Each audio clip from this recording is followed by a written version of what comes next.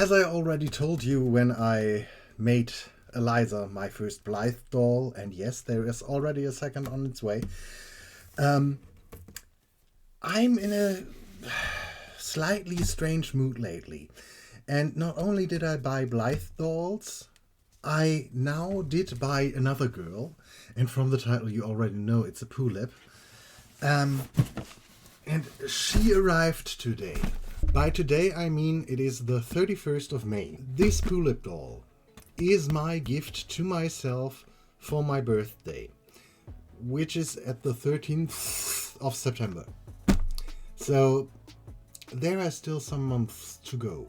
But I at least want to open her, look at her, see if she's okay, if there is any damage that will prevent me from doing a repaint with her. She is made for ordered for a repaint, and I'm blurry now. I'm sorry. Hello. Can you? Okay, thank you.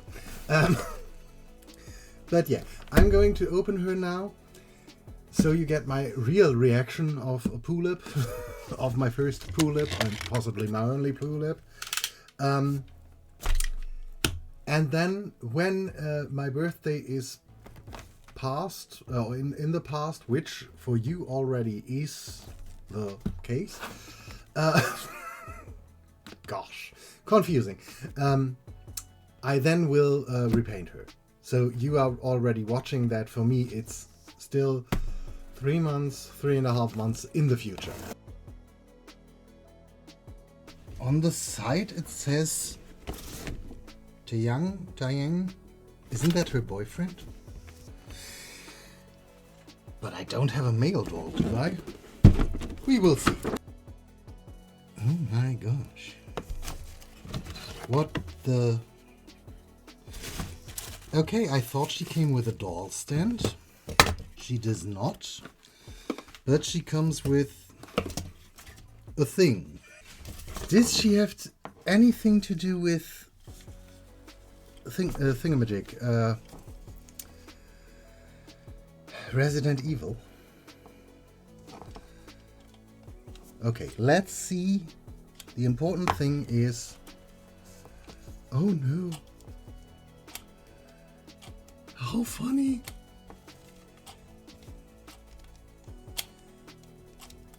Okay, that's cool. Oh, okay, you can do that. Can you? Okay, wait. And lucky for me, her hands are only painted. Yeah. That was when I ordered her one thing that I was fearing that I wouldn't be able to remove the paint from the hands, but that should be possible. Her head is a little bit wobbly and feels slightly broken. I'm sorry, I have to strip this poor girl down. And then I am going to try to find out which doll she is. Oh, she comes with underwear. That's nice. And she doesn't have a Pullip label somewhere? No, but it doesn't look like her body is broken. But she has quite a big boobage. She is very busty, our little girl. One last thing I want to try before I put her away for multiple months is to rip off her hair and put a BJD thing on top. She comes with little boots. That's already great because she might keep them.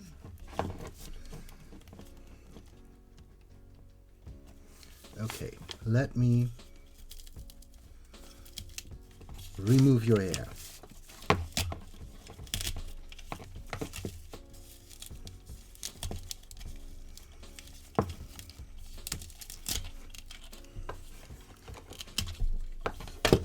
And yes, I know it's possible she is a collector doll and I'm destroying her now, but I don't care. She is mine. I am back. And you should fit.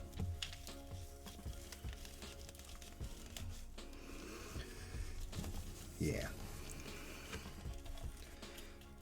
Okay, so a 1 to 3 scale wig does fit. I already ordered a gray one because I want to turn her into a kind of Gothic girl. A little bit of a Lolita style girl, but her head is a bit wobbly. I am... Oh, her chest is squishy. I'm surprised. Anyway.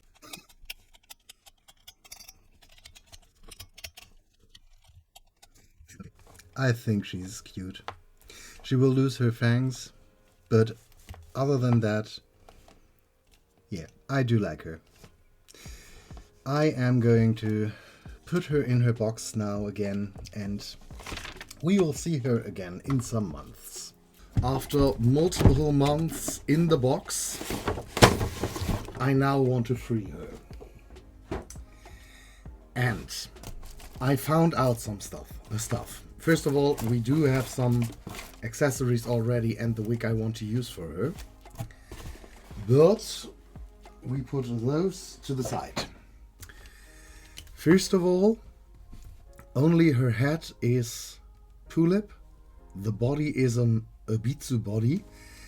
And I wasn't sure who she is supposed to be, because it's obvious that the former owner did customize her, and I thought with this thing on there maybe something Resident Evil, but no, she is supposed to be a character from Helsing, I think Serras Victoria, something like that. I saw that it is possible to put them on a Barbie body. Now, this is the only pale Barbie I have at the moment. Nimue was the purple yoga top made to move Barbie, and she obviously is the tennis player, and she has a little bit more pink in her skin tone, but it's very slightly. And I do feel, even though it does not really fit now, if I incorporate more pinks into her makeup, we can get away with that. So I think we will take the made to move body and prepare that to put the Obitsu body, Pullip head onto a made to move body. I think I prefer that because, as I said, she is very chest heavy. Just to put it out there is nothing wrong with someone being very busty. It's just that because I'm going to turn her into a Lolita, I wasn't so happy with the amount of boobage she has. Her body will come in use for a different doll, but yeah, for what I had in mind, I was not very sure about the size of her breasts. So that's why I decided to change the body. While opening her head, I made sure that I had the screws separated, because you have 3 screws that fix the head together and 3 that fix the eye mechanism into the head. And so, because I wanted to keep them safe and separate, I put the 3 of the eye mechanism in a little box and the 3 others in the normal box. Then I removed the eye chips in the same way I did it with the Blythe doll, so heating up a hot glue stick, sticking into it and pulling it out, which worked surprisingly well. But then I had to notice that the Blythe eye chips are a little bit too big. I have Blythe chips with 14 millimeters, and I needed 12 for the Pullip.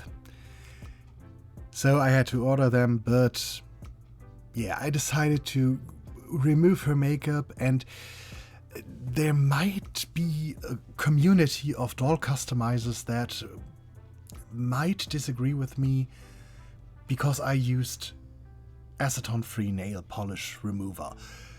I agree that using acetone wouldn't be the best idea, but yeah, the acetone-free one did work fairly well, so most customizers that do Blythe and Pullip, I think, sand down the factory paint, but it worked. So, yay! Then it was already time for the repaint. But before that, I did cut off the neck pack of the Barbie just to make sure that the body really fits into the neck crevice of the Pullip hat. Then I started blushing or putting on some of the pan pastels first to change the skin color to get closer to the body color, which was surprisingly quick.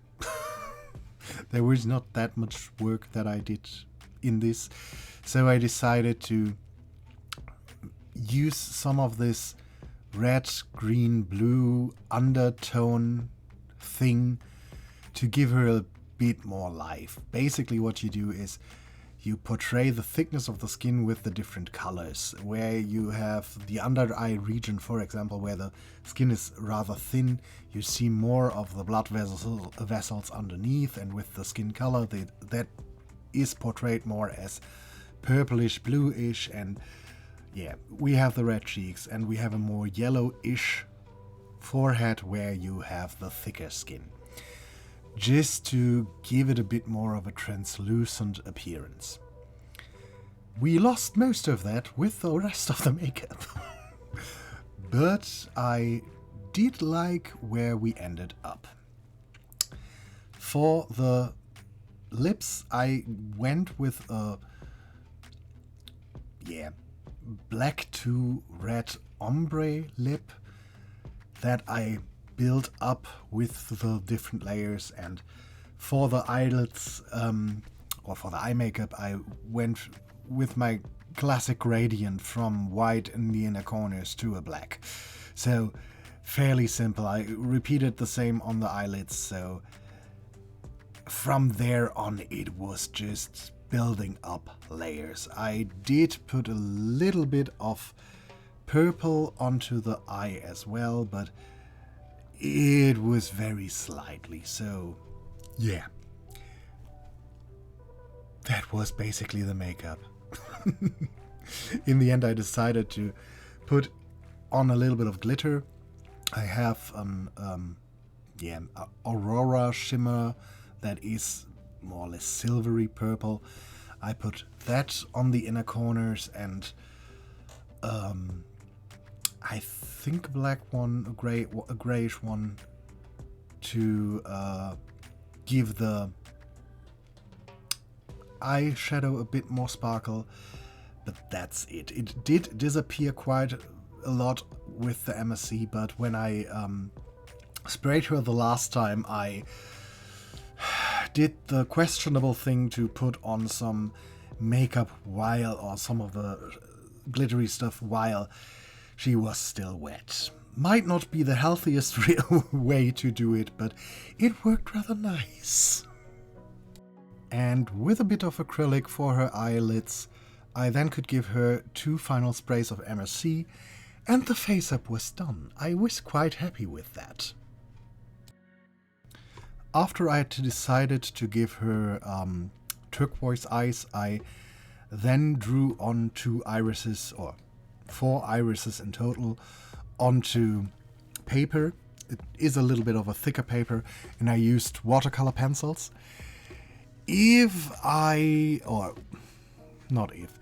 When I will do this again, I think I would prefer to use oil-based pencils, because what I didn't think about is the second you put on glue, it does dissolve the whole iris a little bit.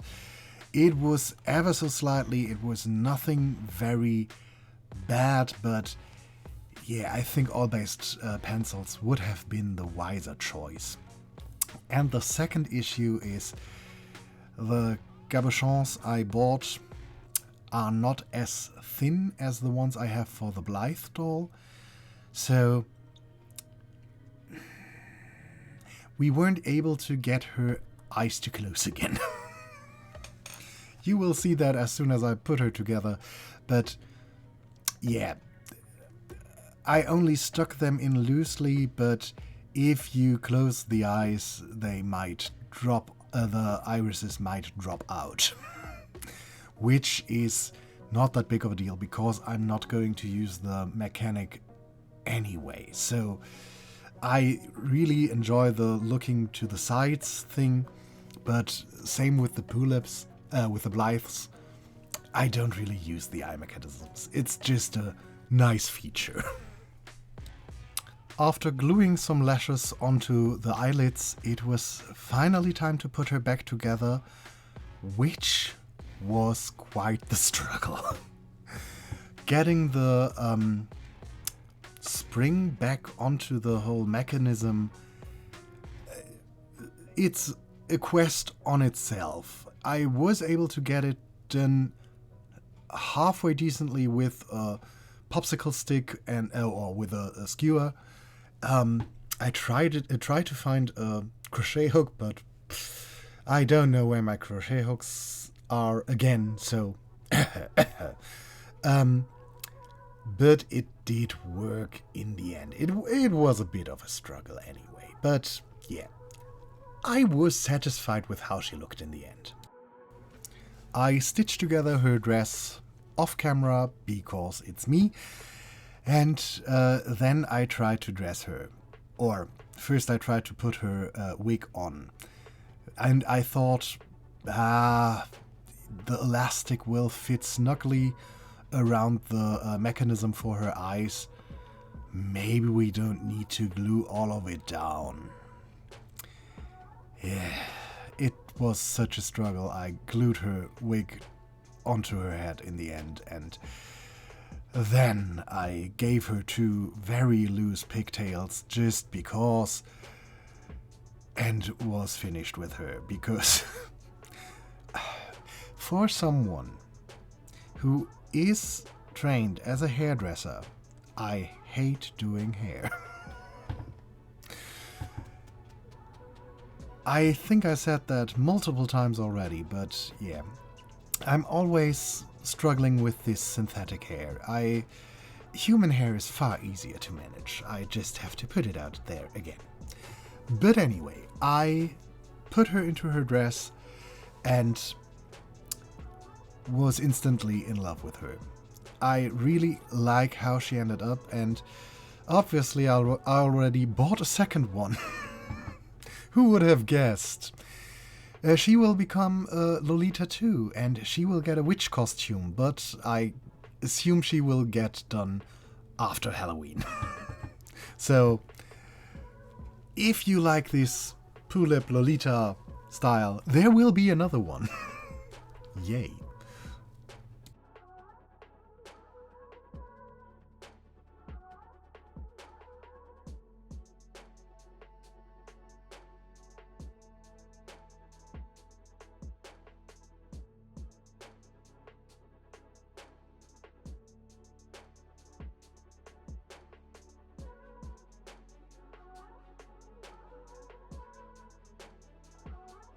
So, thank you for spending some time with me today. Let me know what you think about her in the comments down below. And we will see us in another video. Until then, bye-bye!